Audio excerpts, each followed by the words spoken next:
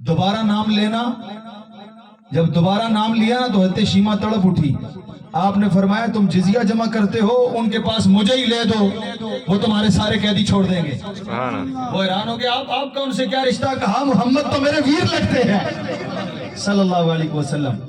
اب حضرت شیمہ جب وہاں گئی نا، میں بات مختصر کرتا ہوں، جب وہاں گئی نا تو وہ دور تھا کہ جب سورہ حجرات کی آیات نازل ہو چکی تھی، نبی پاک علیہ السلام کے ادب کی آیات نازل ہو چکی تھی. حضور کی بارگاہ میں حاضر ہونے کے لیے بڑے ادب و احترام سے بازار سے کوئی شے لے کے، صدقہ کر کے، نظریں جھکا کے، اجازت لے کر داخل ہونا پڑتا تھا.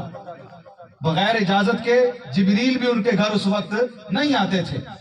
جب یہ آئی نا تو ساتھ کچھ لوگ بھی تھے، تو صحابہ کرام نے اپنی تلواریں ننگی کر لی، تلواریں تان کر کہا بی بی کہاں جا رہی ہو؟ پتہ ہے یہ کس کی بارگاہ ہے؟ یہ کس کا کاشانہ ہے؟ یہاں جبرائیل بغیر اجازت نہیں آتے، تم کہاں جا رہی ہو؟ جب آپ لب کشا ہوئی اور فرمایا آپ نے کہ تمہیں پتہ ہے میں کون ہوں؟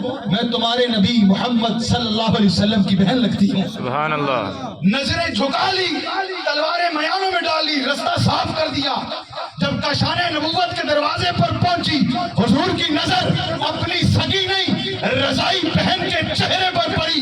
میرے آقا اپنے مسند سے تشریف ہو کر کھڑے ہوئے اور میرے آقا نے انہیں آگے نہیں آنے دیا، خود اپنی بہن کے پاس چلے گئے. سبحان اللہ. فرمایا بہن کیسے آنا ہوا؟